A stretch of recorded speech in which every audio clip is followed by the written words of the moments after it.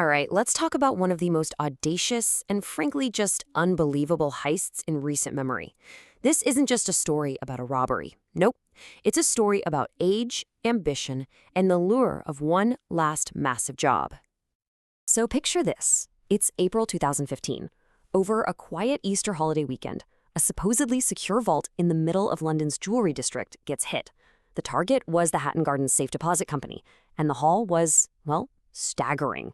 An estimated 14 million pounds in cash, gold, and jewels. In today's money, that's well over 20 million. Yeah, so this wasn't your average smash and grab.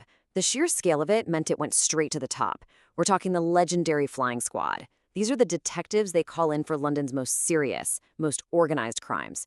A very big deal. But here's the twist. This is the part that made the whole world sit up and pay attention. The culprits?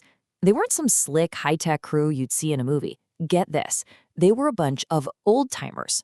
A crew of thieves in their 60s and 70s, basically coming out of retirement for one final score. Okay, so let's get into it. How on earth did they do it? This vault was supposed to be completely impenetrable, buried deep underground with heavy security. But as it turns out, this crew, well, they had a plan. Just look at this timeline. It shows you how incredibly patient they were. They used the long 4-day Easter weekend to give themselves a huge window of time. They slip in on Thursday night, a little after midnight, an alarm actually goes off, but unbelievably, the police don't respond. So the gang works all night, leaves, and then just casually comes back on Saturday to finish up. They're gone by Sunday, and nobody even realizes anything's wrong until Tuesday. The audacity is just off the charts. And they didn't just pick a lock to get in. No. The crew went down a lift shaft to get into the basement. And once they were at the vault, they didn't even bother with the door. Instead, they brought in this massive industrial power drill and just went through the wall. They bored right through 20 inches. That's nearly 2 feet of solid reinforced concrete. Just sheer brute force. So the key takeaway here is that this was anything but a simple job. This wasn't a crime of opportunity. It was the result of meticulous planning. The police later figured out this operation had been in the works for 3 years.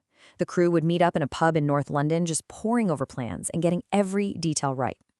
And get this, the plan was so audacious that when a huge fire broke out in the neighborhood, crippling the area, everyone thought it had to be a diversion. The media, the public, even some of the investigators assumed it was all part of the gang's brilliant plan. The truth? It was just a total coincidence, an electrical fault. The gang was good, but man, they were also really, really lucky. This quote from The Guardian just nails the early public reaction. The coverage was almost affectionate. It felt like something out of a movie, right? A victimless crime. No one was hurt, no one was threatened. And some of the victims were in a bit of an awkward spot, trying to explain why they had so much stuff tucked away in a vault. It all helped build this almost mythical story from day one. So let's get to the big reveal. The press had all these nicknames for them based on grainy CCTV footage, like Mr. Ginger and the Old Man. But who were the men actually behind this supposedly perfect crime? Meet the crew. These guys were career criminals, most of them way past retirement age. You had Brian Reeder, the ringleader, at 76 years old, and he was already famous for his role in another huge gold robbery decades earlier. Then you had Terry Perkins, the planner, Daniel Jones, the vault expert, and John Kenny Collins, the 74-year-old lookout. These were absolute veterans from another era of crime, all brought together for one last job. They may have been an old-school crew, but they were about to go up against 21st century policing. The flying squad was on the case, and the gang's seemingly perfect crime was about to unravel, all thanks to a few very modern mistakes. So, how long did they get to enjoy their millions? Just over a month. On May 19th, the police swooped in. They arrested 9 guys, including all the main players. The net had officially closed. And here's how they got caught.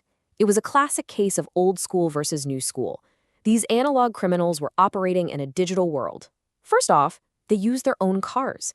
In London, a city covered in cameras, the police just tracked them using automatic license plate readers. Easy. But the real nail in the coffin was their own pride. The cops planted bugs in their cars and their favorite pub and just listened as the gang boasted, argued, and laid out the entire crime for them. They basically handed the police a full confession. So, the granddads were caught. But what happened next?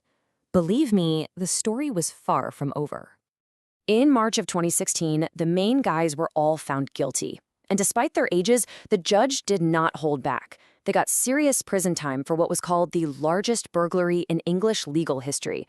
The last guy to be caught, an alarm expert they nicknamed Basil, he got a full 10 years. But jail time was just the beginning. The court then hit the four main ringleaders with this: a massive confiscation order. They were ordered to pay back a mind-boggling £27.5 million. And this order had some serious teeth. The deal was, if you don't pay it back, you get another 7 years tacked onto your sentence. For men in their 70s, that's pretty much a life sentence right there. But here's the crazy part. Despite the arrests and the huge fines, most of the loot was never found. Out of that estimated £14 million they stole, only about £4.3 million has ever been recovered. The rest of it just vanished. A mystery that remains to this day. A story about a gang of elderly crooks pulling off an impossible heist? It was just too good for Hollywood to ignore. The public was fascinated. We're talking 4 different movies, one starring the legend Michael Caine, a major TV series, a radio play, you name it. The Hatton Garden Heist officially became a part of pop culture. So that leaves us with the big question, doesn't it? They did it. They pulled off one of the biggest burglaries in history and became infamous. But in the end, they got caught. They were ordered to pay back way more than they stole, and they spent their final years in prison. One of them even died behind bars. So you really have to wonder, was it all worth it for one last job?